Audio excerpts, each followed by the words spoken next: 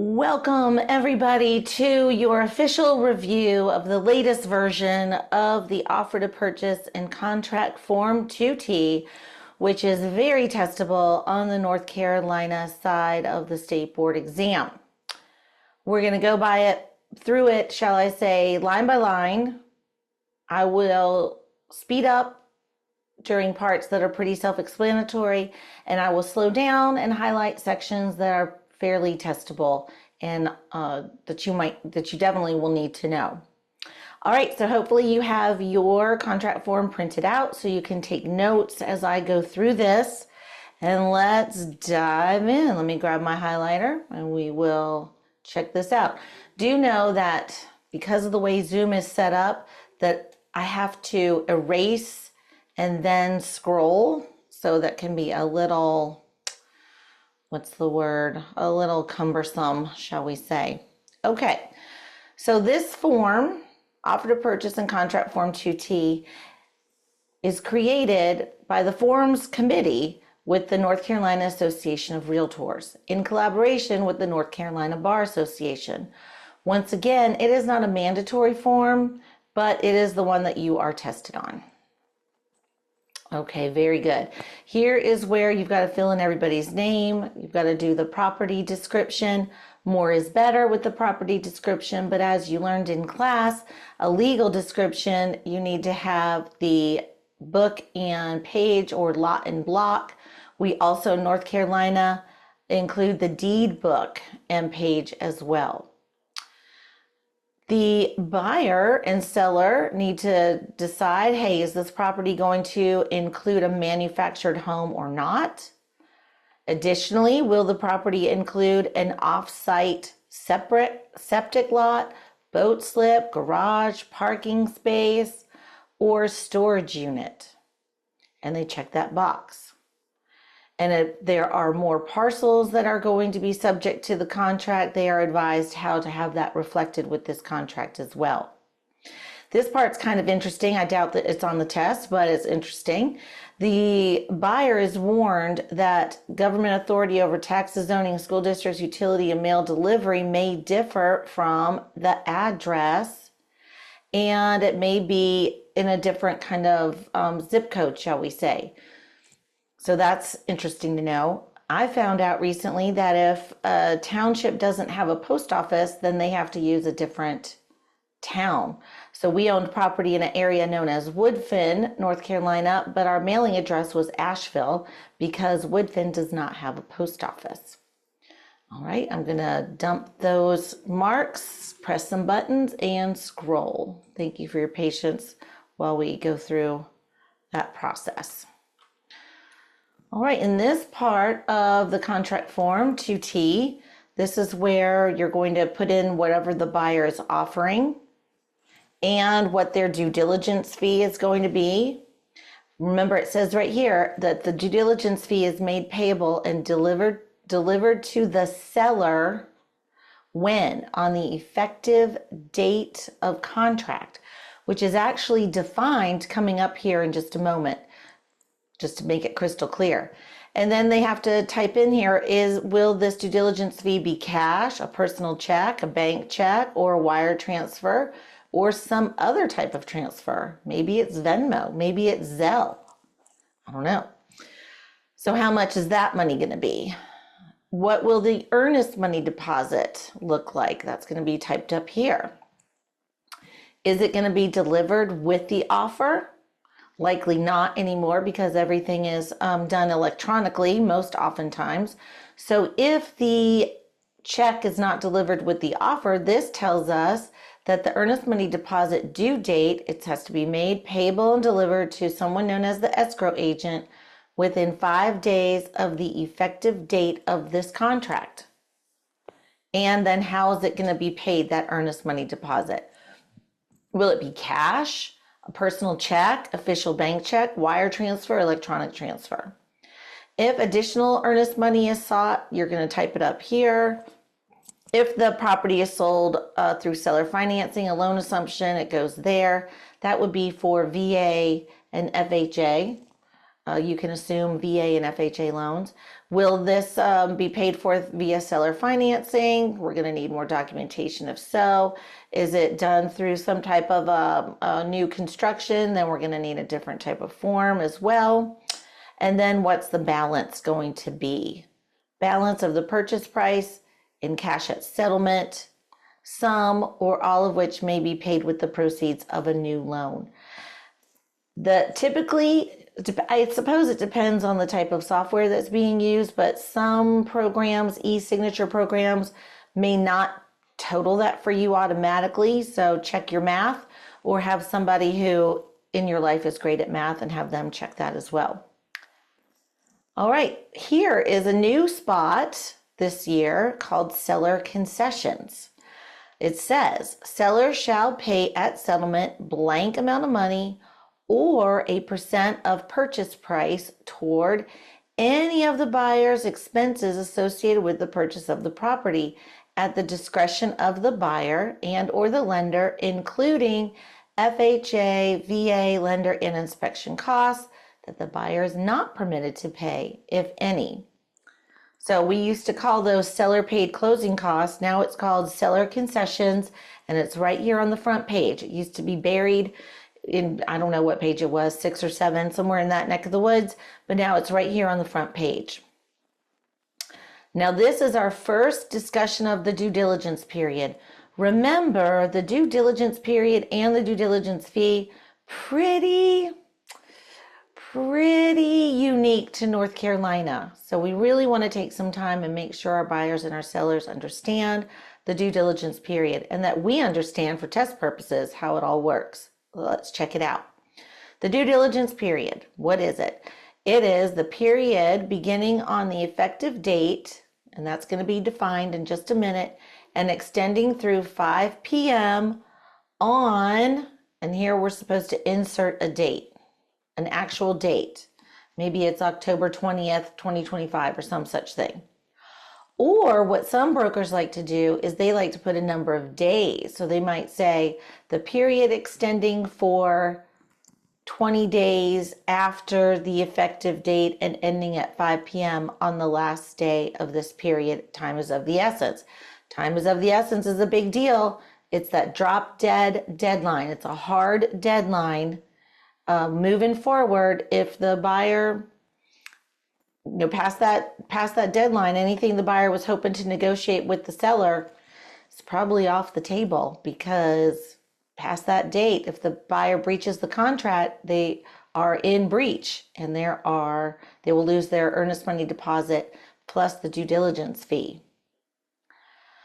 All right, let's do some more definitions. The settlement date. The parties agree that the settlement will take place on blank date unless otherwise agreed in writing at a time and place designated by buyer.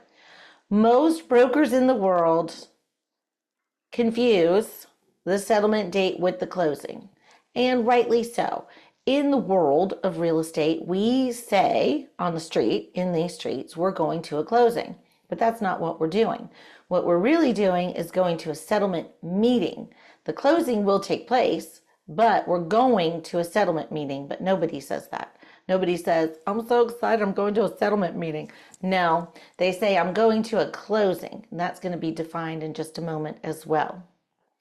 All right, I'm going to have to erase my board and press a button so that I can scroll. Beautiful. Again, this tells us just at the bottom here that this is the standard Form 2T. It was revised July of 2025. It's typically revised every year, sometimes in the middle of the year, so be aware of that. You are required to use the latest version of any document. Otherwise, that is seen as practicing law, which is against the law.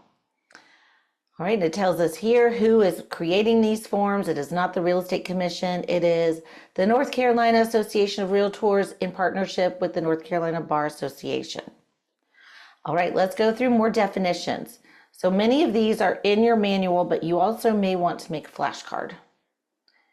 You also, if you are comfortable using AI, you can also perhaps copy and paste this into ChatGPT or whichever program you're using and ask it to shorten it, shall we say, so it might be easier in terms of making a flashcard, but we're going to read it so that we totally understand.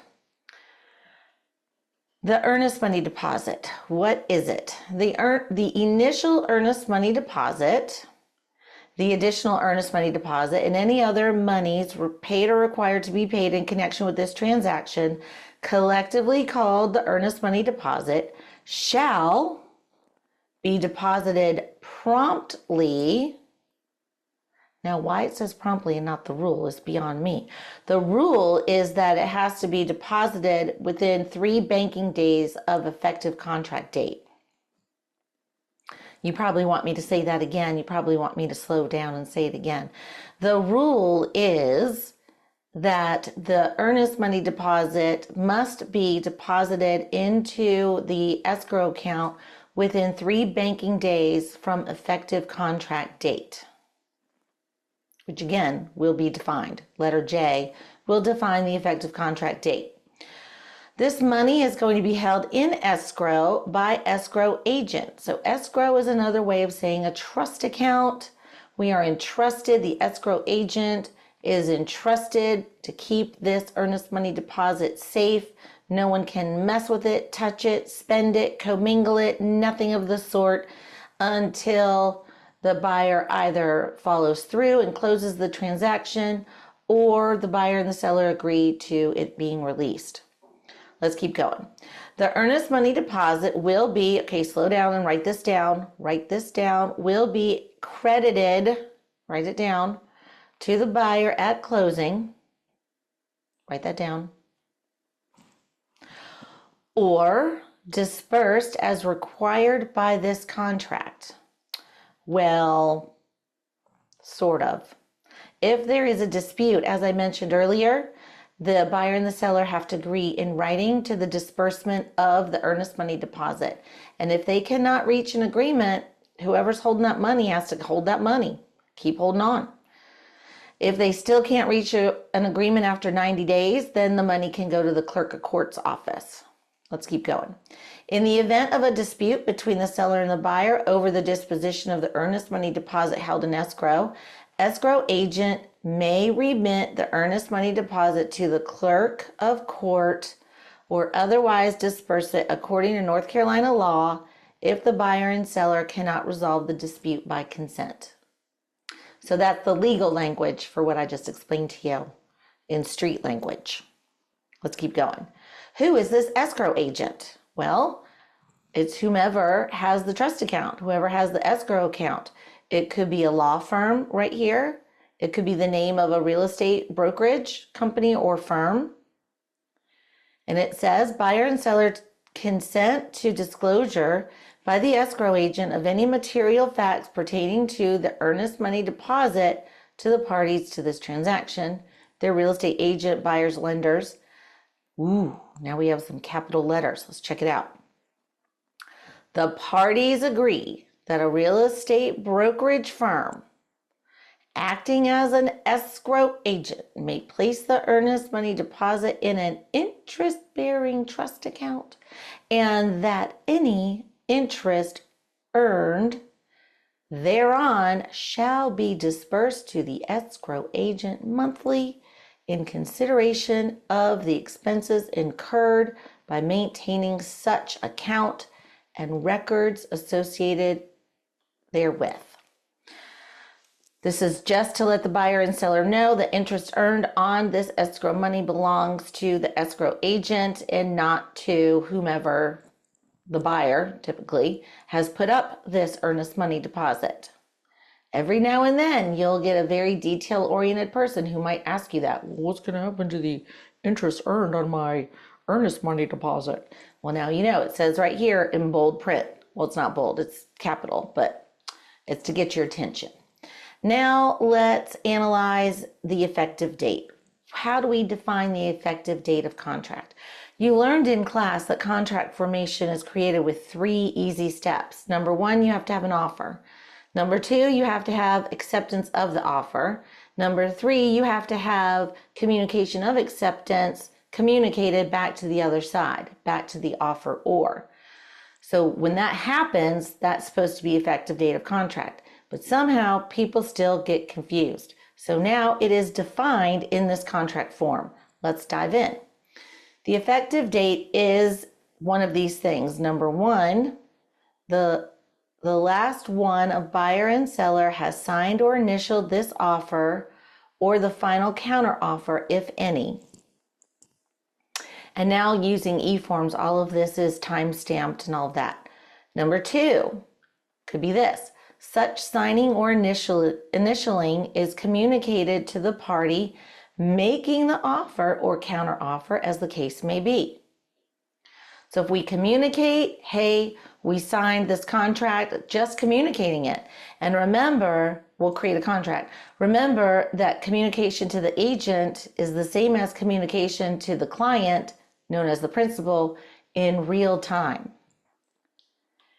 The parties acknowledge and agree that the initial lines at the bottom of each page of this contract are merely evidence of their having reviewed the terms of each page, and that the complete execution of such initial lines shall not be a condition of the effectiveness of this agreement. The parties further acknowledge that the effectiveness of this contract is not contingent on buyer's payment of any earnest money, deposit, or due diligence fee.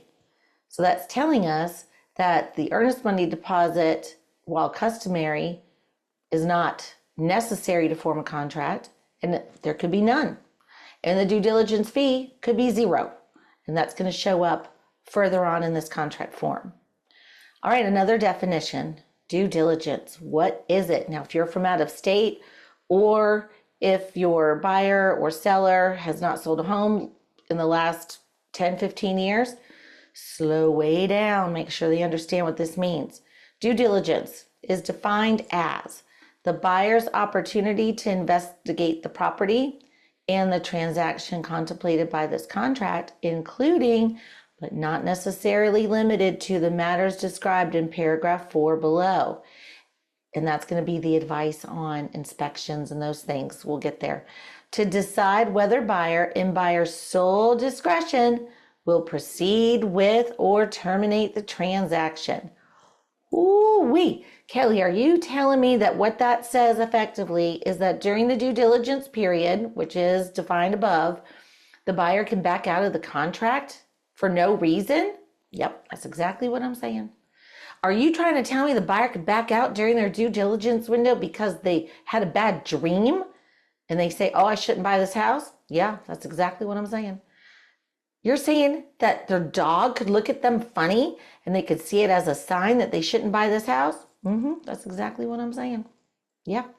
So that makes the seller nervous. So typically, if the seller can get a lot of due diligence money, a big due diligence fee, they're going to want that. But of course, it's all negotiable and tends to be higher when it's the seller's market because the seller's in the driver's seat. The seller has more control or leverage in a seller's market. All right, I'm going to erase, press the button and scroll, and then we'll look at the definition of the due diligence fee. Here we go. Scroll, scroll, scroll. All right, let's press the button. Here we go. The due diligence fee is defined as a negotiated amount, if any. That means it could be zero. Paid by buyer to seller with this contract for the buyer's right to do what? To terminate the contract for any reason or no reason during the due diligence period. Wow. It shall be the property of seller upon effective date of contract defined in letter J, and shall be a credit, write that down, to buyer at closing. Write down that that will be a credit to the buyer at closing.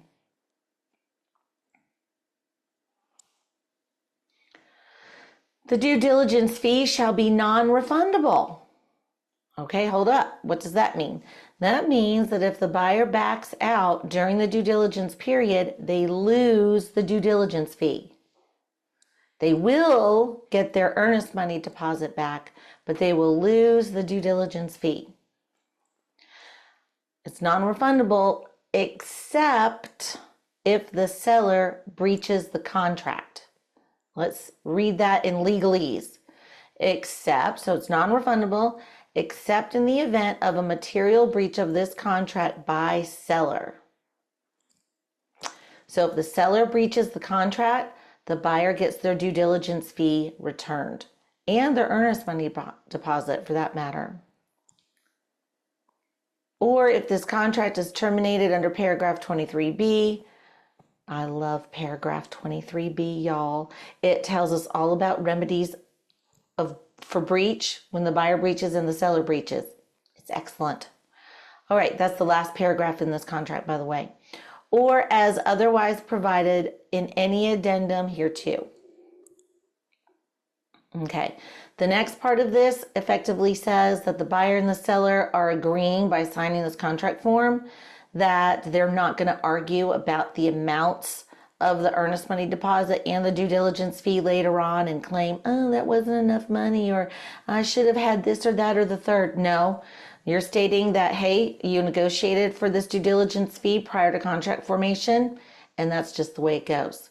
Then it also goes on to say that if they end up in court, whoever loses has to pay the winner's court fees. All right, let's keep going. Let's look at the definition of settlement compared to the definition of closing. See, they're two different things. They're two different things. Let's go. So settlement is when we all get together to sign documents. Let's see if that's what it tells us. Settlement, the proper execution and delivery to the closing attorney of all documents necessary to complete the transaction. Pause. What do you mean? Well, the attorney is going to have to get what's called a loan package from the lender. Also, all of the deed is going to have to be there to sign over the property from the grantor to the grantee. Whoever, let's say the listing brokerage firm is holding the earnest money deposit, that agent's going to have to come to the closing with the earnest money deposit check. So everything the closing attorney needs to complete this transaction, we need to have all those documents ready. Okay, including what? The deed, the settlement statement, that's going to come from the lender. The deed of trust, that's going to come from the lender. That's the loan document. And other loan or conveyance documents like the promissory note. And the closing attorney's receipt of all funds necessary, like money from the lender, like the trust money or the earnest money deposit, to complete the transaction. Now, what about the closing? How is it different? So the closing is the completion of the legal process. Write that down. The closing is the legal process for transferring title from seller to buyer. We've learned about other legal processes during the course. You've learned that the legal process for settling somebody's estate after they die is called probate. You've learned the legal process for eminent domain is called condemnation. You've learned the legal process for evicting a tenant is called summary ejectment. And now you have learned the legal process for transferring ownership, transferring title from the seller to the buyer is called the closing. Look at all you've learned just in a few weeks. It includes a few steps. Well, what are those steps? It includes the step of the settlement, which is defined above where we're signing all the docs. Number 2, the completion of a satisfactory title update to the property following the settlement. That's where the attorney who's been researching the history of ownership, any liens that are against the property, easements, any of that kind of stuff, if they go back and they take one final look to make sure there's nothing new that's been recorded against this property, they're in good shape there.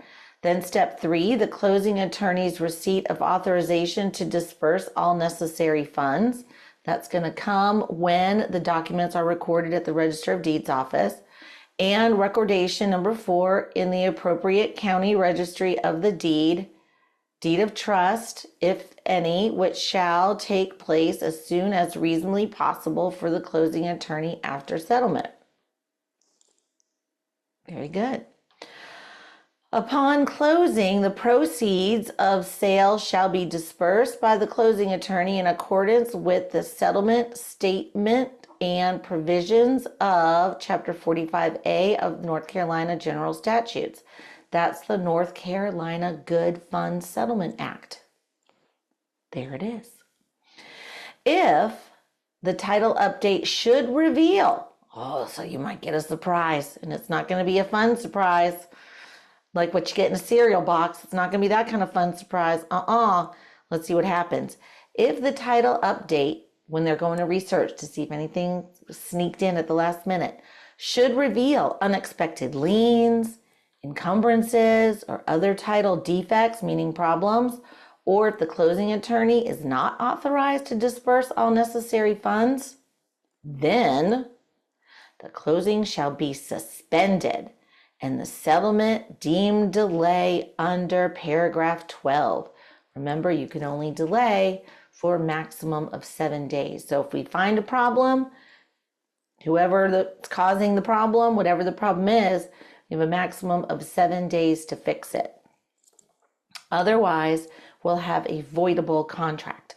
The non-delaying party is able to void or not, depending on what they choose to do. All right, this little section in bright red means pay attention right here. Pay attention to me, bright red. It effectively says that a closing in North Carolina should be done by a licensed attorney in the state of North Carolina because why? It's a big deal. It's a big deal. And I'm going to leave it there. All right, so I'm going to clear this, press the button and scroll. Remember, we were talking about special assessments a little bit earlier. Let's take some time and review right here. How are special assessments dealt with in the offer to purchase and contract form 2T? A special assessment in this situation, let's see what it says, is a charge against the property by a governmental authority. So governmental authority is your local municipality, usually. It's a public special assessment. It's in addition to ad valorem taxes. There's that language. Ad valorem means according to value. As soon as you read that language, you say, they're talking about property taxes. Let's start again. Special assessment, a charge against the property by a governmental authority in addition to ad valorem taxes, property taxes, and recurring governmental service fees levied with such taxes. Or could also be a special assessment by an owners association in addition to any regular homeowner association monthly dues and fees, either of which may be a lien against the property, not the person. So we expect those liens to be cleared. Now, when it comes to paying off the liens, remember that they get paid in order of recordation except your property tax. That always gets paid first. So your first lien to get paid is property tax. If there's a special assessment that's public, a public special assessment, it gets paid second. And then everything else gets paid in order of recordation. So a homeowners association special assessment, which might be levied for things like new roofs on all of the condominiums, paving the parking lot, redoing the clubhouse or the swimming pool. Those are really expensive, and the cost of that's going to be split between owners in this, for example, this condominium complex. That will get paid in order of recordation. So that could be like number 8 on the list of liens that get paid off, just to clear that up. Buyers and sellers' respective responsibilities for payment of special assessments are addressed in paragraphs 6B and 8K, and we'll take time to look at that shortly. Okay, let's continue here. Let's look over here, fixtures and exclusions. So fixture, remember, is something that used to be personal property, but because of the way that it has been, watch the language, affixed, get it? Affixed, fixtures. The way it's been affixed to the real estate, it's now considered to be a fixture. So was this personal property glued, screwed, bolted, installed, wired, plumbed? Now you've got a fixture, more than likely. But we have a list of fixtures in this document. I'll show them to you in just a second. But we are warned, buyers are warned, the parties should not assume that an item will or will not be included in the sale based on a statement or advertisement outside of this contract. So if the buyer wants the refrigerator, they better write it in this contract agreement. If the buyer wants electric fencing, it better be written in here, or anything that's outside of the bullet point list that the buyer wants, they're going to need to write it in here. Even if they read that that item, like the refrigerator, would convey with the sale, maybe that was in the MLS, the multiple listing data sheet, it's not going to hold water here. So it's got to be, you've got to make sure it's being written into this contract form. Buyer and seller should ensure this paragraph accurately reflects the entire agreement of buyer and seller. Let's keep going. Let's talk about fixtures that are included with the purchase price. In capital letters, all existing fixtures are included in the sale as part of the purchase price, free of liens, unless excluded in some subparagraphs D or E. And we'll look at those. Let me go ahead and clear. Press the button and scroll. So check it out. This is the list. So when you are reviewing this document with your buyer and the seller, these things in North Carolina anyway, if you use this contract form, it says right here, all items listed below include both traditional and smart versions, yada yada. They come with the property, all of these. Do you need to memorize all of those? No, you do not. Just know that if it's something on this list and the seller didn't realize, maybe that, see here it says mirrors attached to walls, ceilings, cabinets, doors, all bathroom wall mirrors. Maybe the seller didn't realize that. And the bathroom wall mirror is like a family antique or some such thing. So sorry, so sad.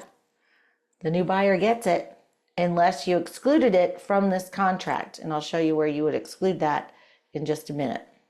So let's clear this and we'll scroll. Here we go.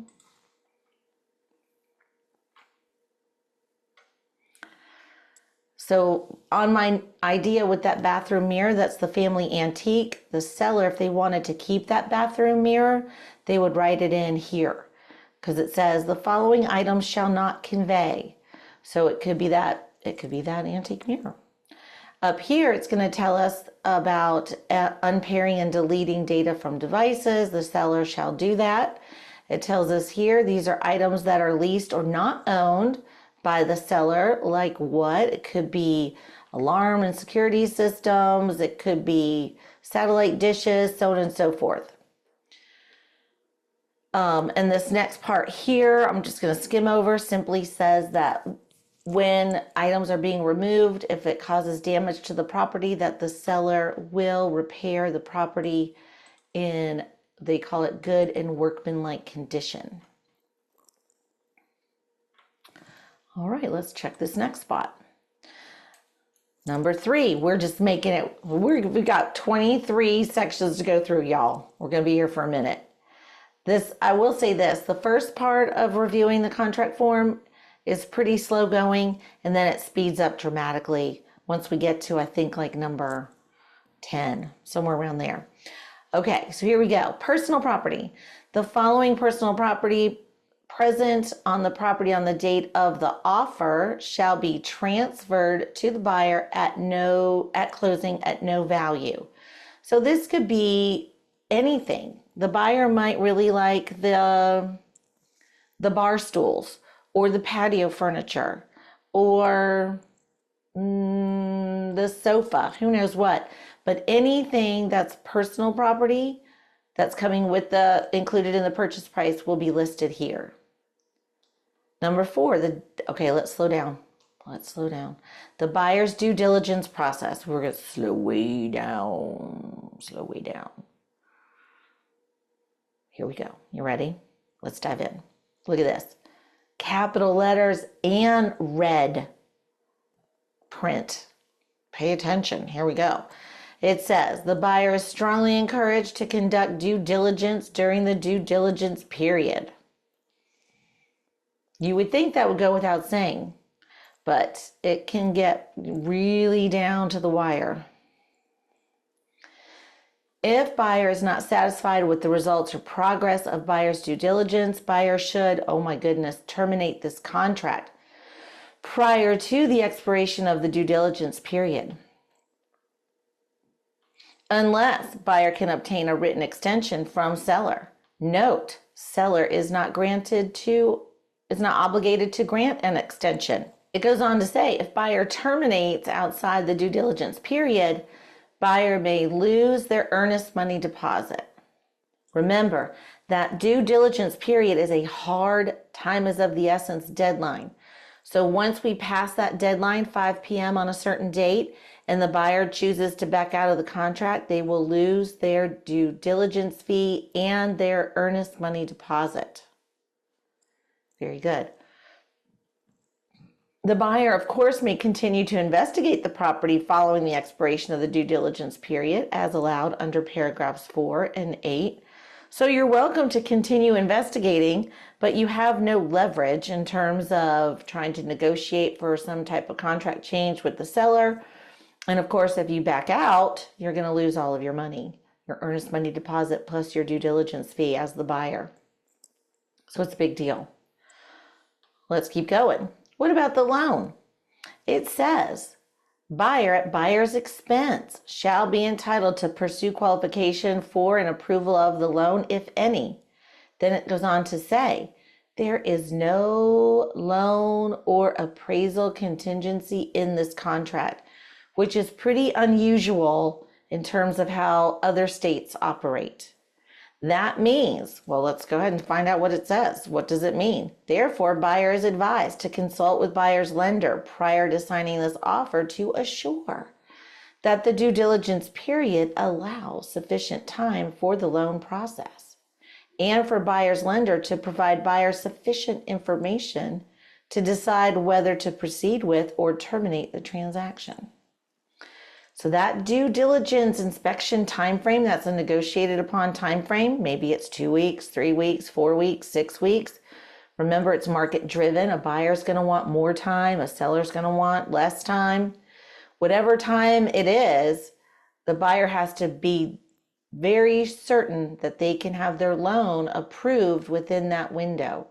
Because if they find out after the due diligence period ends that they cannot be approved for the loan, they're still on the hook. They're going to be in breach of contract and lose their earnest money deposit and their due diligence fee. The seller will not sue the buyer to force the buyer to purchase the property. That is not something that's able to happen. The buyer can do that, but the seller cannot. All right, now this is the part where the buyer is given advice. The buyer is given advice in terms of what they should investigate during their due diligence period. Now, of course, in my opinion, all of this should be discussed way in advance of all of a sudden being under contract. The buyer should be well aware of what they should inspect during the due diligence period. But this all is included here. I'm going to go through it pretty swiftly, because a lot of it is fairly commonsensical. So let's go. So the buyer is advised to conduct any and all inspections. They are advised to review all documents associated or pertinent with the sale, including protective covenants. They are advised to seek the availability of insurance on the property and the cost. They are advised to have the property appraised, even if they're paying cash. They are advised to get a survey done. They are advised to investigate zoning issues, government regulations, governmental compliance, depending on what they're purchasing and where. They are advised to make sure or find out if the property is in a flood zone or a wetland or anything else that would cause some issues related to the loan. Next, they should they're advised to investigate utilities, look into street disclosures. Are they publicly maintained, privately maintained? And then look for any special assessments that might affect the property as well. All right, then let's look over here. Let me get my highlighter. This part says sale or lease of existing property. This contract is not conditioned upon the sale or closing of other property owned by buyer. Therefore, if buyer must sell or lease other real property in order to qualify for a new loan or to otherwise complete the purchase of the property, buyer should seek to close on buyer's other property prior to the end of the due diligence period. Well, that is scary. That's a scary timeline. Or be reasonably satisfied that closing on buyer's other property will take place prior to the settlement of this contract. Whoa, woof. That could be a tight timeline right there. That's pretty risky, but I suppose the buyer might be willing to take that chance. Or they could ask an attorney to put together a contingent sale addendum and see if the seller is willing to accept a contingent sale addendum. But most sellers are not willing to accept a contingent sale addendum. So a buyer might be willing to take that chance and hope, fingers and toes crossed, that their other property they're trying to sell will close prior to the end of this due diligence period. Oof, scary. All right, let's go down here. Letter D, repair improvement negotiation agreement. Looky here. It tells us in North Carolina, when you use this form, the property is being sold in its current condition. The seller may, but is not required to engage in negotiations for repairs and improvements to the property. Now, prior to this type of a setup with a due diligence period like we now have in North Carolina, it was a very complicated time, repair negotiations. So now it's a lot more straightforward because it's, the property is being sold in its current condition. You could try to negotiate for repairs, but the seller doesn't have to fix anything, really. So buyer is strongly advised to make any repair improvement request in sufficient time to allow negotiations to be concluded prior to the expiration of the due diligence period.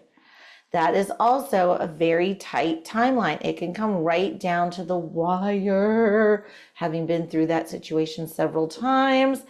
So often if you're wanting to protect your buyer, you're right up against that 5 p.m. deadline. I mean, I've done it where we've had to sign a termination of contract.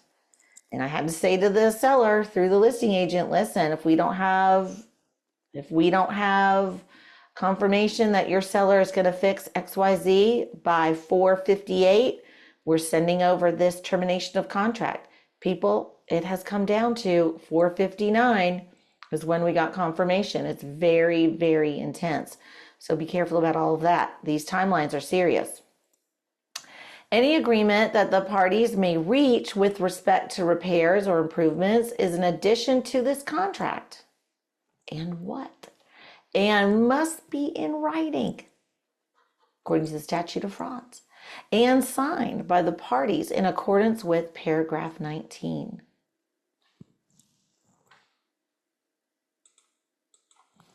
Let's click buttons and scroll.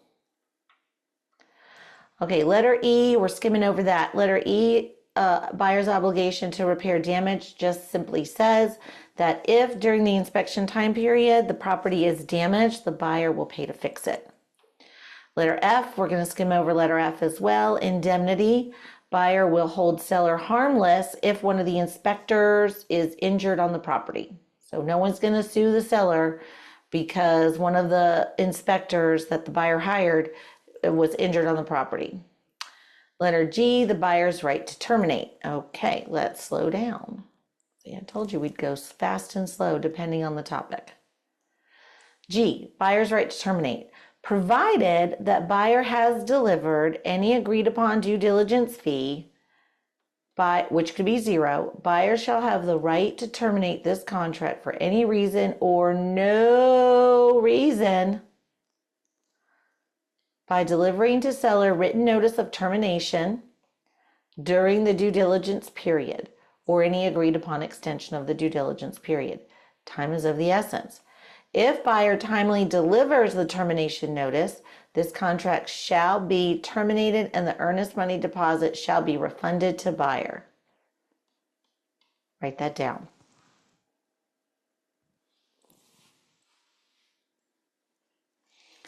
So to reiterate, if the buyer backs out of the contract and provides written notice of that backing out, then they are entitled to a return of their earnest money deposit. They will lose the due diligence fee, but they will have the earnest money deposit returned. All right, letter H, in bold, all caps, and red. This must be a super big deal. Let's check it out.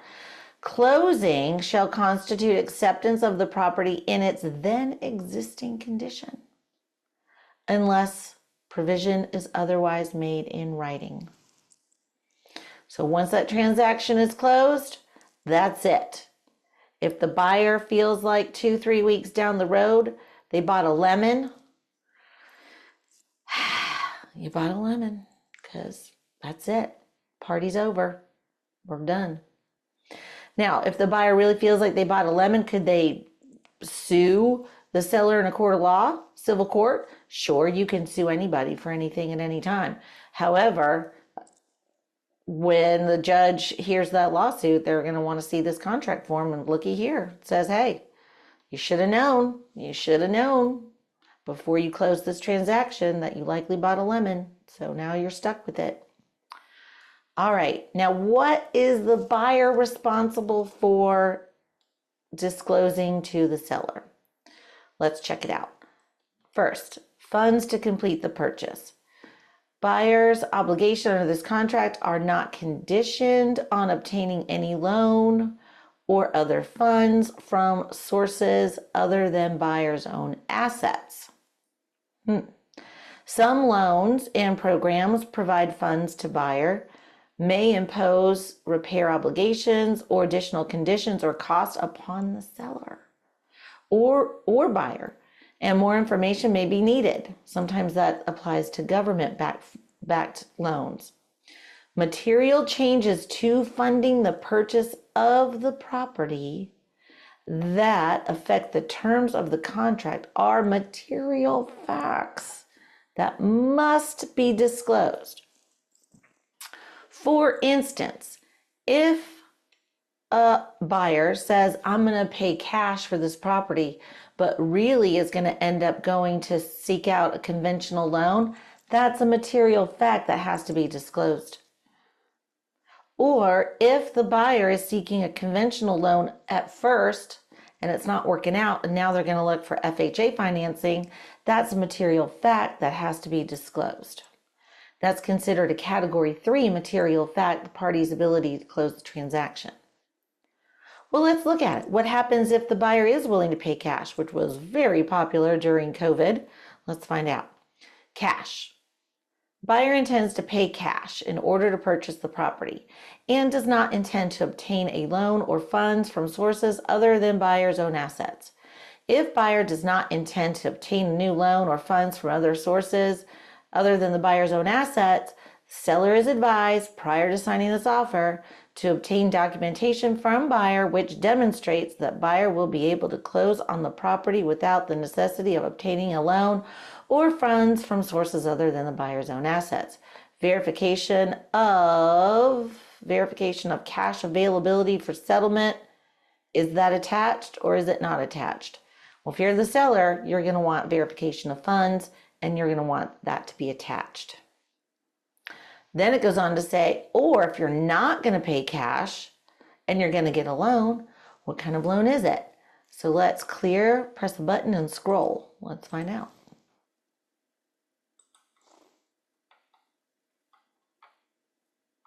Okay. Here we go. Loans or other funds.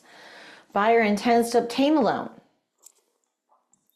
from the following sources. Material changes to the following are material facts that must be disclosed. We just talked about that. And it's interesting to note that some loans may have repair obligations or other costs that the seller might have to pay or the buyer might have to pay. Oftentimes, those might be related to FHA, VA, USDA. So just be aware that if you or a buyer that you're working with is going to seek one of those type of loans. Now it says check all applicable sources. Remember, the way that the buyer is going to finance is a material fact because it is going to affect the seller's decision on whether or not they want to work with that particular buyer or whether they want to not work this out with this particular buyer and wait for a different buyer who's going to seek different financing. Let's check it out. So are we doing a first mortgage loan? Buyer intends to obtain a first mortgage loan of the following. Is it going to be FHA, VA, conventional, USDA, or some other type? And how much are they going to seek? What will their loan amount be? In the olden days, at a different iteration of this contract form, we used to have to write in the LTV. So now you don't. Now you just have to figure out how much are they going to borrow and will they finance VA funding or FHA mortgage insurance premium. That's called a MIP. Are they going to also look into a second mortgage? And what does that look like? Or are they seeking other funds? Maybe it's private money. Maybe it's a family member who's loaning them the money. Maybe it's a private investor who's loaning them the money. Whatever it is, it has to be described here in this section. Oh, we are just rolling through this like a bullet train, aren't we? Page 5 out of 14 pages. Whew. Do you need a little break? Feel free to pause and come back if you need a little break. All right, let's check out this next part. Other property.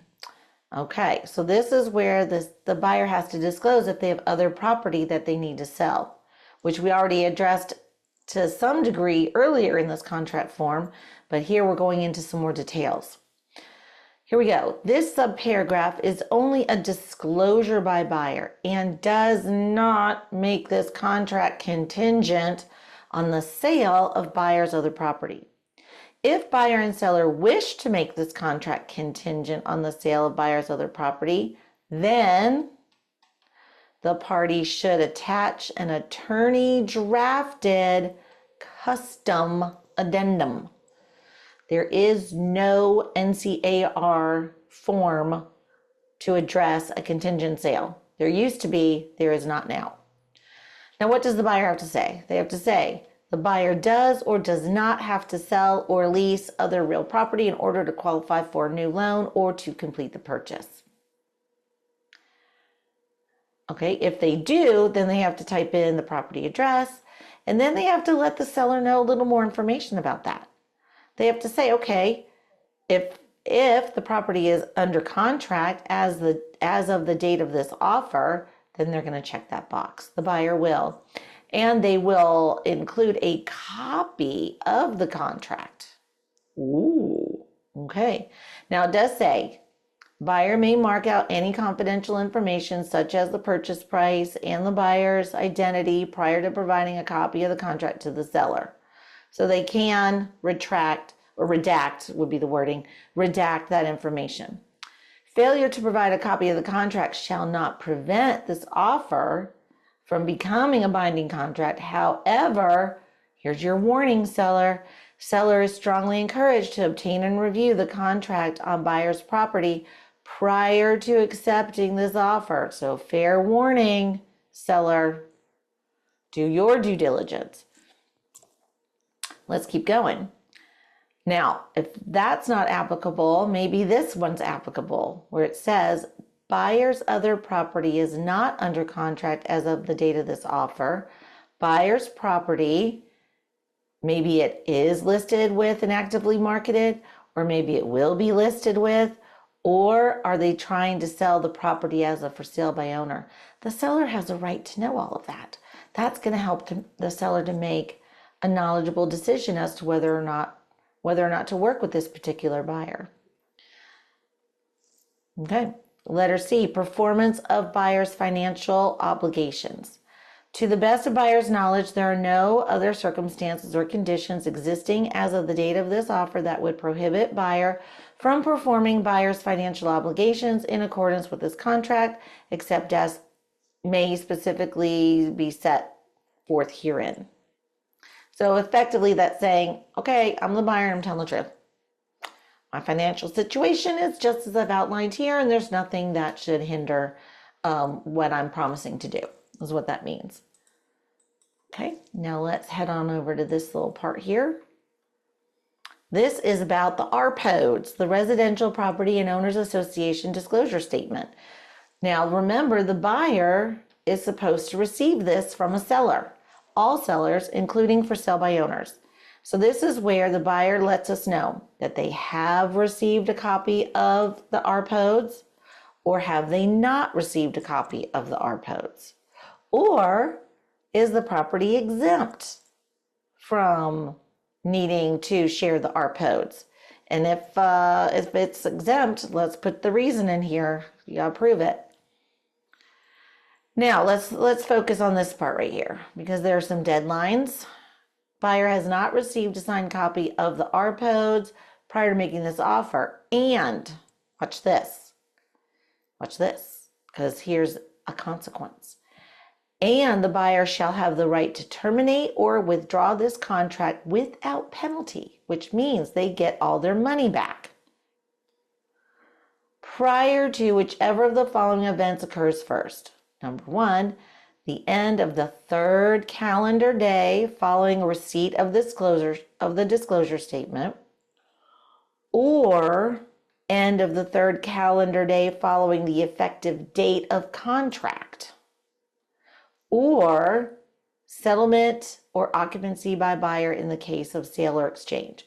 So the buyer really has 3 days to back out once they have the opportunity to review a tardy RPODs, and they get their money back. The same rules apply for the mineral oil and gas disclosure as well. So we'll leave that there and head on over this way. Just scrolling. Here we go. Buyer's obligations.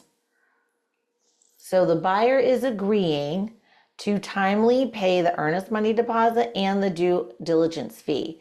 And this also tells us what happens if their checks bounce. That's what dishonored funds mean. We would say in the streets, oh my word, the buyer's check bounced. Woo, now what happens? Let's find out. Buyer must timely pay earnest money deposit and due diligence fee. Should buyer fail to deliver either the due diligence fee or any initial earnest money deposit by their due dates, okay, or should their check bounce, or should any check by the buyer be dishonored for any reason, here's the consequence. Here you go. Buyer shall have 1 banking day after written notice to deliver cash, official bank check, wire transfer, or electronic transfer to the payee. And there's a form you can use to demand funds from the buyer. If that doesn't happen, then we're going to terminate this contract, or you can terminate this contract. Now, what did I want to say to you up here? Okay, banking day. What is a banking day? A banking day is Monday through Friday, excluding Saturday, Sunday, and federal holidays. A calendar day, every day of the week, Monday through Sunday. And a business day is Monday through Saturday, excluding Sunday and federal holidays. Okay, so we're saying, hey, if we don't get your money on time, what can happen? In the event buyer does not timely deliver the required funds, seller shall have the right to terminate this contract upon written notice to buyer, and seller shall be entitled. Entitled to do what? Recover the due diligence fee together with the earnest money deposit paid or to be paid in the future. Now, is that going to be easy to recover it? Probably not. But this says they have the right to attempt to recover it. Might they have to go to small claims court? Probably. But it's written right here. They have the right to seek it. In addition, seller may seek any remedies allowed for dishonored funds. Plus, they'll have the right to attorney's fees if it costs money or they have to pay an attorney to help recover those funds. All right, what about this part? If the parties agree that buyer will pay any fee or deposit described above by electronic or wire transfer, seller agrees to cooperate in effecting such transfer. So you're going to help us out, provide your bank numbers, all that good stuff. Okay, I'm going to clear and press buttons and we're going to scroll. You're doing great. Okay, here's the part about special assessments. Now it's going to come on, it's going to show up here in the contract form on the buyer side, and then it's going to show up again on the seller side. So let's check this out. Special assessments. We're talking about the buyer. Buyer shall take title, shall take ownership to all special assessments that may be approved by them following settlement. Now remember, a pending special assessment is going to be the responsibility of the buyer when it's finally approved. Or it could be that the buyer and the seller have agreed to how a special assessment will be paid moving forward. Maybe it's a ton of money and it's paid in installments and the buyer is willing to take that on. It depends. Okay, so that word approved is a big deal. Next, responsibility for certain costs. Buyer shall be responsible for all costs with respect to any loan obtained by the buyer, any charges by an owner's association or management company. If you're moving into a neighborhood that has a homeowners association, there could be some type of a fee for changing ownership. Let's see, with respect to this contract, an appraisal, title search. These are monies that the buyer, you're going to let the buyer know this way up front, but these are monies that the buyer should recognize they've got to pay for. Title insurance, any fees charged by the closing attorney, that's going to be a substantial. Let's see here. Recording the deed, that's not too bad. Preparation and recording of instruments required to secure the balance of the purchase price unpaid at settlement. So these are just fees incurred, and these fees, by the way, will be reflected on the closing disclosure as well. Letter D says that the buyer is going to authorize all parties to disclose their contact information for ease of completing this process of closing the transaction. That's going to conclude the buyer representations and responsibilities, and we're going to now move over here and talk about seller representations. So if you need to take a quick break, feel free to do so. Alrighty, we looked at a very comprehensive list of items that affect the buyer. Let's look at what things could affect the seller. So the seller needs to let us know how long they've owned the property. Is it for at least 1 year? Is it less than 1 year? Or does not own the property yet? Lenders like to know that. Next, what about lead-based paint? Was this property built prior to 1978? If so, then we need to include a lead-based paint disclosure. And this is a warning that says the lead-based paint disclosure is required, but if it's not given to the buyer prior to the seller's acceptance of this offer, buyer may not be obligated to purchase the property under this contract under federal law. Not playing around about these disclosures. Okay, seller, so make sure you disclose or you get that disclosure over to the buyer. Now this part says, okay, are we dealing with a owner's association, a homeowners association, and are there dues? We're going to list all of the associations that may be involved. We're going to fill in this information. How much are the dues? What does it pay for? Who are the contact people? all those good things. Then we're going to skim over that and talk about fuel tanks and perhaps solar panels. But currently, we're just going to talk about fuel tanks. So here we go. To the best of seller's knowledge, there either is or there is not a fuel tank located on the property. If the seller says, yes, there is a fuel tank on the property, all right, are we using it? Is it currently in use or is it not in use?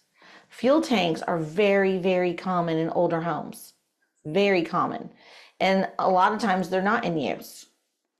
Maybe they're not even decommissioned. They're just not in use and the homeowner installed a brand new system. All right, so let's say that they are in use. Are these tanks owned or are they leased?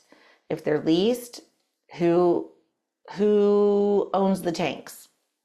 Next, is the tank above ground or below ground? Now, of course, the buyer is going to investigate this during their inspection period, but apparently the seller's got to let them know this as well in this offer to purchase and contract form. The type of fuel, what kind of fuel is in the tank? Is it oil, propane, gasoline, diesel? What's going on? And who is supplying the fuel? Who's the vendor? Do we have other tanks? Same thing applies, because maybe a home is way out in the country or some such thing, and maybe they have propane tanks, and maybe they also have underground oil tanks for the furnace. Who knows? But we want that information. The buyer has a right to know that information. Let's check about the tanks and the fuel. So the oil, well, it might not be oil, but the fuel tank included in the sale, they are saying in this section that the buyer and seller agree that any tank described above is owned by the seller and shall be included in the sale as part of the purchase price. It says that the seller may use the fuel through settlement, but may not otherwise remove the fuel or resell it. You know people, they'll try stuff. You know they will. All the pennies, okay? Any fuel remaining in the tank as of settlement, when we're all getting together to sign documents, shall be included in the sale as part of the purchase price. Very good. It used to not be that way, y'all. So back in the olden days, we had to go out and send people to measure how much fuel was left in the tank and then to quantify how much it was worth. It was such a pain. So this is great. They're just saying, hey, if there's fuel in the tank, as of settlement, now that's going to stay with the property when it transfers. All right, how about inspections? Buyer shall be entitled to conduct inspections to confirm the existence, type, and ownership of any fuel tank located on the property. Buyer is advised to consult with the owner of any leased fuel tank regarding the terms under which buyer may lease the tank and obtain fuel. State law provides that it is unlawful for any person other than the supplier or owner of the fuel supply tank to disconnect, interrupt, or fill the supply tank. Okay, good to know. Over here, leases. So we're shifting gears away from fuel. Now we're talking about whether or not the property that's being purchased is an investment property. Maybe we've got renters on site. So let's answer these questions. The property either is or is not subject to any lease. Then it goes on to say, if the property is subject to a lease, buyer and seller should include either the rental income investment property provision in the additional provisions addendum, which is this standard form you could use, or the vacation rental addendum form, and include that with this offer. It's reasonable. All right, let's take a look at seller obligations. So let me go ahead and scroll so we can get a nice big view of that. Seller obligations. What is the seller obligated to do to complete this transaction?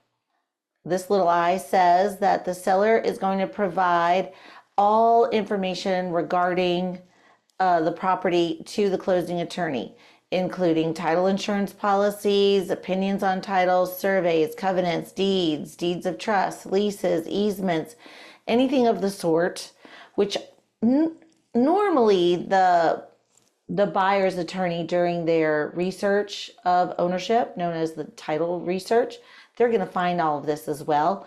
But if the seller can put their fingers on it, they should, and they should send that to the closing attorney. Number next says that the seller is going to provide a loan payoff statement so that we can clear that deed of trust from the property. That's what we call a home loan in North Carolina. And then this section says the seller is going to provide any information about the homeowners association and what's required to close the transaction in relationship to the homeowners association. This part also is where the seller is agreeing to let their contact information be shared so that we can complete this closing in a timely manner. Access to property is a good one. Seller shall provide reasonable access to the property through the earlier of closing or possession by buyer, including but not limited to. So sellers sometimes get in their feelings about this.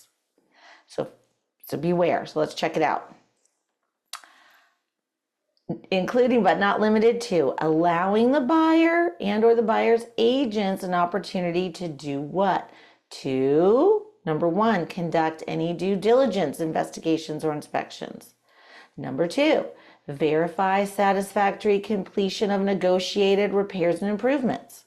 Number three, conduct a final walkthrough of the property prior to closing. And this is the part that sellers get in their feelings about right here. Seller's obligation includes providing existing utilities operating at seller's cost, including any connections and de-winterizing. It will happen. A seller will complain, well, I'm not going to de-winterize that property at my expense. Really? Because the contract that you signed says that you are. So let's go. The buyer needs to conduct their investigations, and they can't do a home inspection without running water and utilities turned on. So seller, turn on those utilities. All right, let's clear and scroll.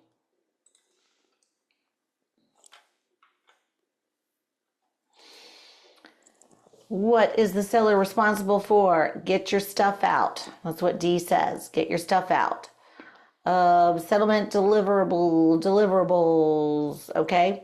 This is where they have to file a lien affidavit stating that no one has done work on the property with 120 days of settlement who could then file a mechanics lien. We don't want that. Very good. Letter F, designation of lien agent, payoff statement, satisfaction of liens. If there is a mechanics lien that's been filed, the lien agent has to be named. That's what this part is about, which is pretty unusual, but it could happen. Okay.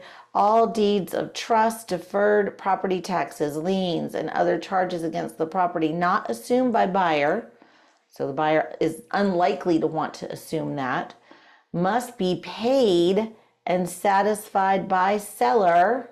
So this is where it says we got to pay those liens off prior to or at settlement. Seller shall remain obligated to obtain any such cancellations following closings if that applies.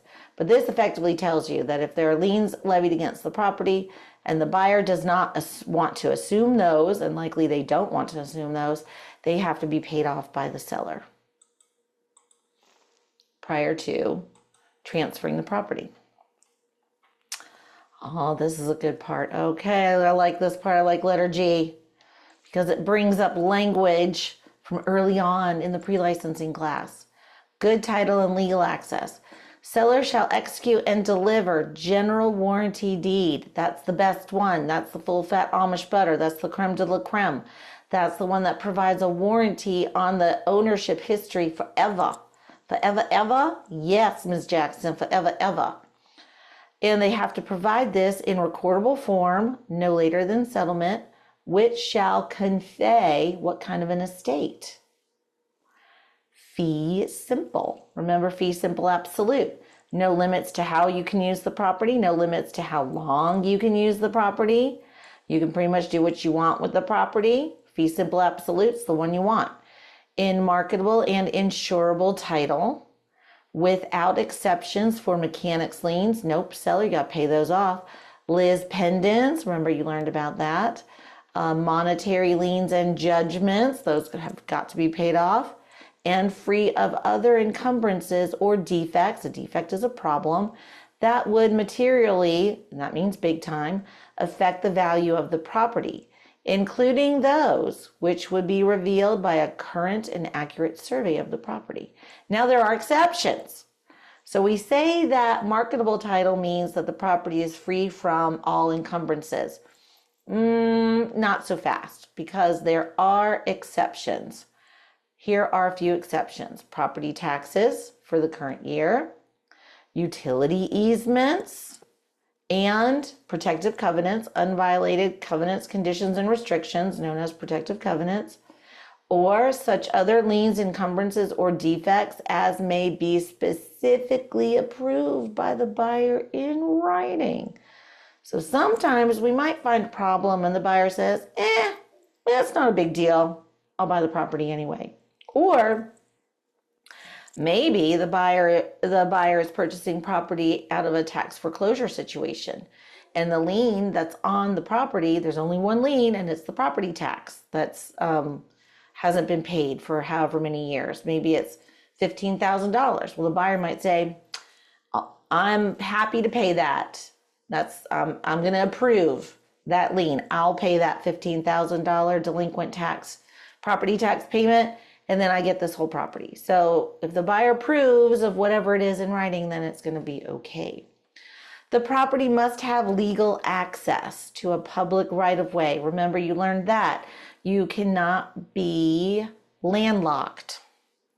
Buyer's failure to conduct a survey or examine title of the property prior to expiration of the due diligence period does not relieve seller of their obligation to deliver good title under this paragraph. All right, number next says it is a condition of this contract that the property be conveyed free of any material violation of law, ordinance, or permit, or government regulation. Okay, so there you go. If buyer establishes that a violation exists after effective date of this contract and prior to closing, because remember, it said earlier that if you purchase this property after closing, that's it. You own this property. So if the buyer does find out that there is a governmental type of violation and they've discovered this between the effective date of contract but prior to closing, then buyer must promptly notify seller, and seller may cure, that means fix, the violation. What if seller can't fix that violation? They're going to be in breach of contract. Unless otherwise agreed, if seller does not cure the violation, this government compliance violation prior to closing, now we have a voidable contract. Able to be void by who? By the buyer. Then prior to closing, buyer may choose to accept the violation and proceed or terminate. See, the buyer is able to proceed or able to void. It's up to the buyer. If they choose to void and terminate the contract, they will receive a refund of the earnest money deposit and the due diligence fee. I like that paragraph. That is chock full of good scenario type questions you could get on an exam. I like it. You might want to pause the video and rewind and watch it again. All right, let's scooch along. What about deed, taxes, and fees? What does it say? It says that the seller shall pay for preparation of a deed and all other documents necessary to perform seller's obligations under this contract, and for state and county excise taxes, any other deferred, discounted, rollback taxes, conveyance fees required by law. Then it tells us how we're going to make this deed too. Are we making the deed out to a buyer, or to a business entity like a corporation, or a trust, or a relative of the buyer, or others. So relative of the buyer, you might be buying property for your adult children. So you might be buying it for them, but it's going to be their name that's going to be on the deed. Number next, Owners Association fees and charges. Seller shall pay any charges by an owners association or management company as agent of the association under paragraph 9 of this contract. So if they're required to pay some fees, they're going to pay those fees. How about special assessments? Now we looked at that on the buyer side. Let's look at it on the seller side. Seller shall pay in full at settlement all special assessments that are approved prior to settlement, whether payable in a lump sum or future installments, provided that the amount thereof can be reasonably determined or estimated. The payment of such estimated amount shall be the final payment between the parties. Pay up, you gotta pay it all off out of the proceeds. Of course, in the other section, when we were looking at the buyer side, it said, well, maybe if you come to an agreement or if there's a pending special assessment, the buyer may be responsible. A late listing penalty is related to your property taxes. So if you are late in paying a property tax, that's called a late listing. If there's a penalty, the seller has to pay for that. Of course, that's only reasonable. Okay, let's clear and scroll.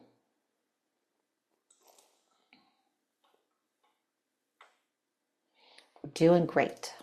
Okay, let's talk about repairs.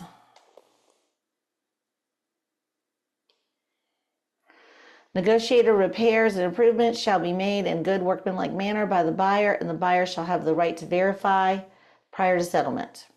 Good. Do we have a home warranty? Yes or no, and who's paying for it? Are there charges by an owners association? And how do we pay for those?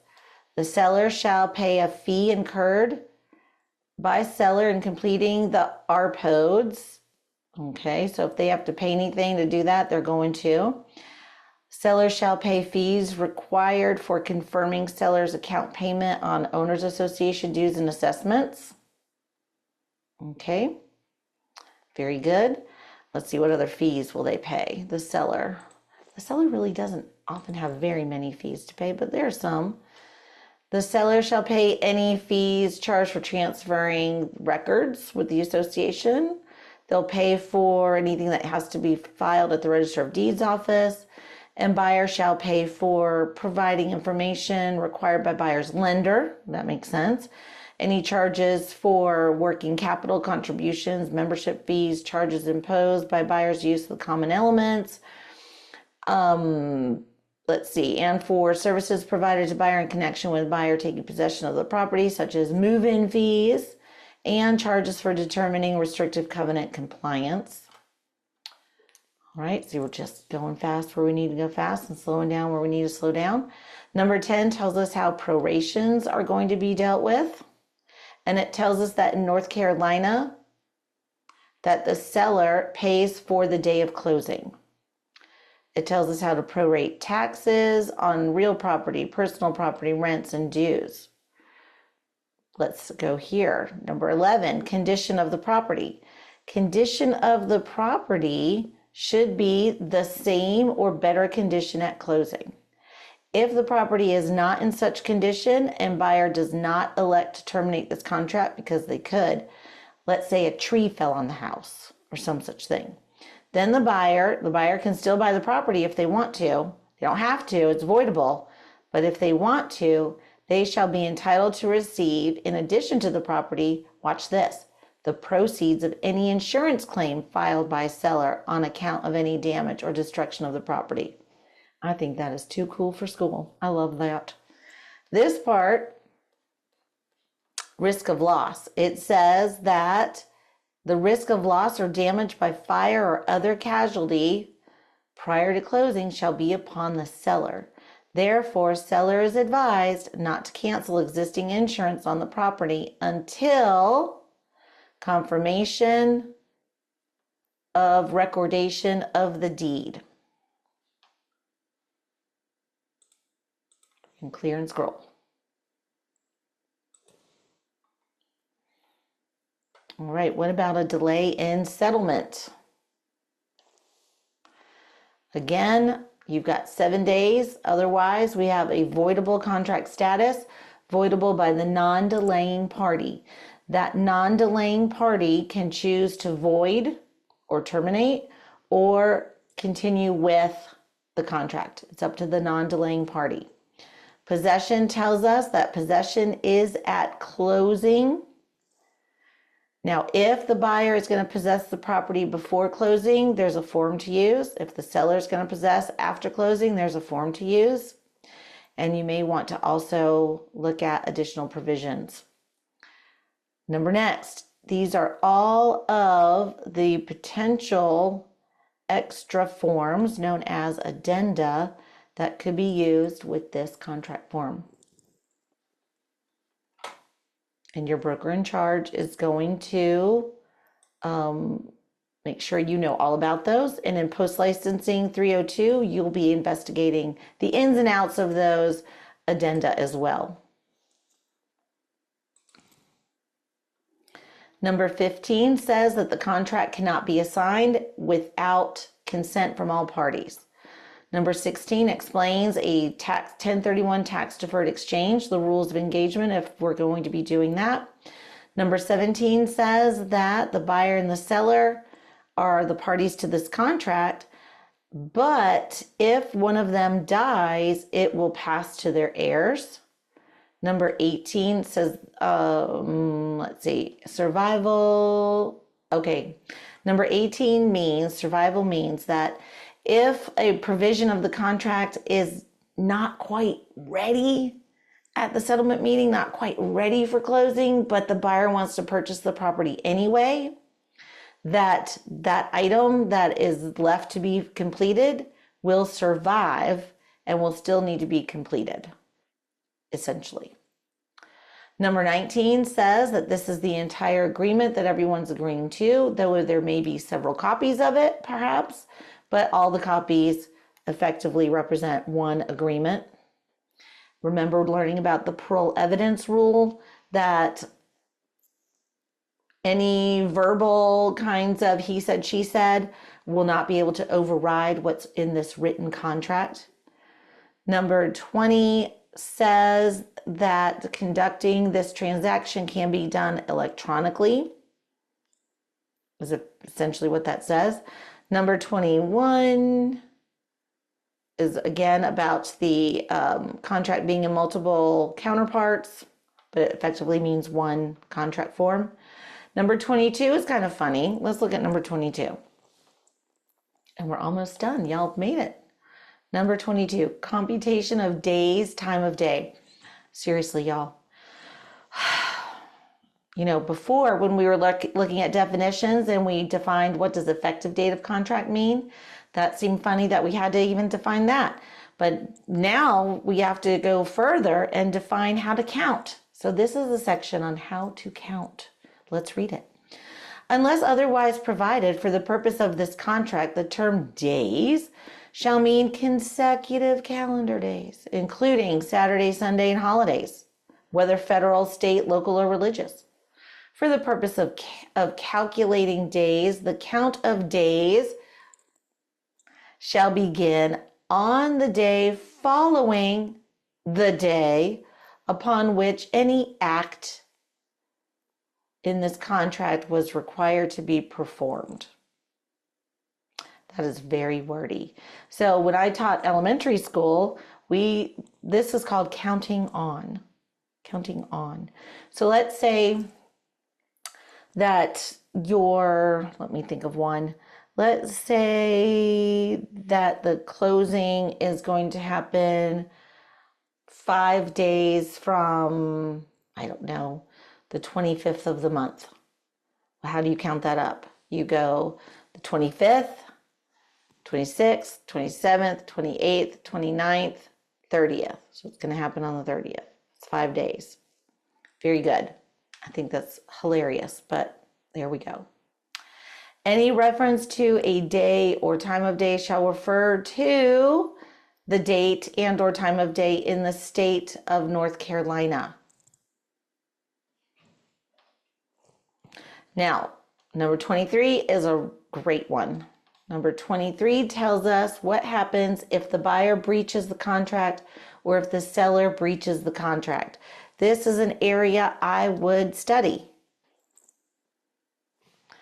I would study this area, and we're almost done really with this offer to purchase and contract form 2T review, because number 23 is really effectively the last section. So let's scroll and make sure we can get it all in one viewing. Okay, remedies of breach. Remedies of breach. What if the buyer breaches? If the buyer breaches, in the event of a big time breach, that's what material means. In the event of a big time breach by buyer, seller shall be entitled to, write it down, the earnest money deposit and the due diligence fee. Together, this shall serve as liquidated damages and as seller's sole and exclusive remedy for the buyer breach. Period. End of story. Very good. What if the seller breaches? In the event of a big time breach, that's what material means, of the contract by the seller, buyer may do one of the following. They could terminate the contract because the seller breached, and then will be entitled their money back, the earnest money deposit and the due diligence fee, along with something known as compensatory damages. Along with what are compensatory damages, the buyer has the right to be compensated for the reasonable costs incurred by buyer in connection with the buyer's due diligence, their due diligence costs. So they could do little I number 1, terminate the contract, get all of their monies back, and get reimbursed, be compensated, reimbursed by the seller for their due diligence costs. Or they could go a different direction. They could do number 2, elect not to terminate and instead sue for specific performance. So one or the other. You either terminate because the seller breached and you get your money back and the seller has to reimburse you for money you spent during the due diligence period, or you could leave the contract in place, don't terminate, and go see the judge and sue for specific performance and force the sale.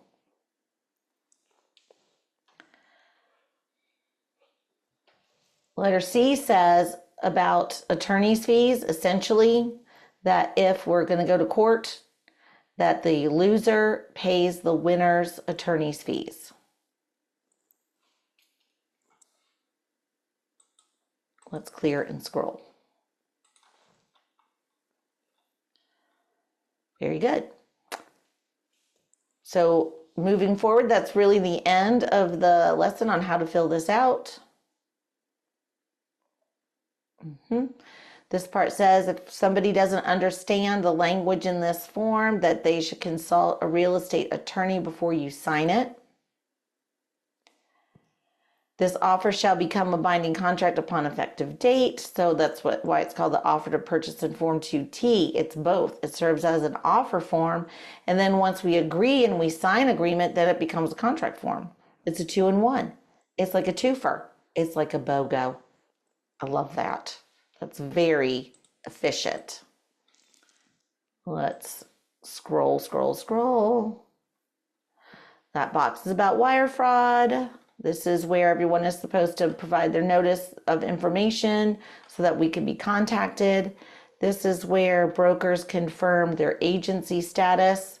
So who is the selling firm? Just a quick little review of that. The selling firm is working with or for a buyer in some capacity. So you start with that. Are you the selling firm or are you the listing firm? You have a 50-50 chance to get it right. I think you're going to figure it out. If you're the listing firm, your sign's in the yard. That's one way to know. So if you're the selling firm, are you a buyer's agent, or are you a seller's subagent, or are you a dual agent?